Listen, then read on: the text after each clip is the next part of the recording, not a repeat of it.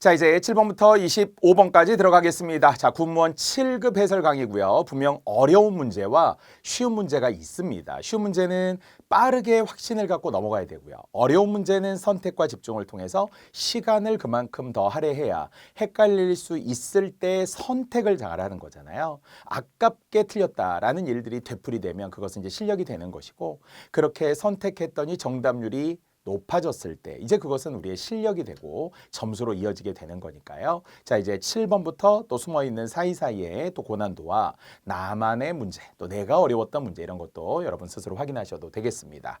자, 7번 같은 문제를 우리는 이제 쓰기 영역에서 조건 부과형이라고 한다고 했어요. 아까도 우리가 이제 전개 방식과 관련된 문제도 이런 네모 속에 조건이 일부 있긴 있었습니다만, 그때는 이제 하나하나 찾아서 분석과 분류를 구별하는 거였고, 여기에는 조건에 의하면은 크게 네 가지의 조건이 보이죠. 문제 속에 시류에 빠진 친구를 위로하려고 하는 게 한 가지, 가장 기본 조건이 되겠죠. 자, 두 번째는 그 속에서 희망적인 내용이, 자, 세 번째 주의해야 될 것이 적절한 속담이나 격언을 인용하는 것인데, 이게 단순히 속담이나 격언이 있다는 것이 아니라 적절한이라는 관형어를 통해서 이 속담이나 격언이 결국은 희망적인 내용이나 시리에 빠진 친구를 위로하는 과정 속에 나와야 된다는 거죠. 물론 속담 자체가 무조건 좋은 말, 뭐 위로하는 말, 이런 것만을 의미하는 건 아니고요. 이 부정적인 의미의 속담이나 격언이라 할지라도 전체적인 주제와 연결되면 적절한 상황이 되겠죠. 자, 누가 보아도 가치처럼 듣 양의 치규, A는 B이다, A의 B, 이렇게 원관념, 보조관념과 관련된 표현법, 이 비유법의 하나인 직유와 은유가 있으면, 선택이니까 둘 중에 하나만 있으면 되더라는 겁니다. 자, 그래서 이 내용 모두 반영된 정답 4번을 보니까요. 자, 이제 동생이 아픈데 집안 사정도 어려워졌고 공부하기도 힘들어진 거죠. 자, 이러면 이제 엎친 데 덮친 격이라고 하는 이 속담이 결국 그 뒷내용에 의하면 힘내, 우리는 젊잖아, 이렇게 이어지고 있어요. 그러니까 이 속담은 엎친 데 덮친 격, 설상가상이지만 뒤에 희망을 주는 내용과는 연결이 되기 때문에 세 번째 조건에 부합한 것으로 볼 수 있고요. 햇빛처럼에서의 직유법이니까 네 번째 조건이, 그래서 힘내, 다시 보고 싶구나, 친구야, 이렇게 위로하면서 희망을 주는 내용이므로 첫 번째, 두 번째 조건에 모두 부합한다고 할 수 있습니다. 하지만 나머지 것들 중에서 예를 들어 1번 같은 걸 보니까 물론 하면 된다, 이런 거는 뭔가 이제 희망적이기는 한데 아픈 사람에게 하면 된다, 이건 좀 뭔가 조금 문맥에 어울리지 않을 뿐더러 또 뒤에 직유나 은유의 표현도 없죠. 그래서 이것을 완벽한 의미의 적절한 속담이라고 보기는 좀 어려울 수 있고요.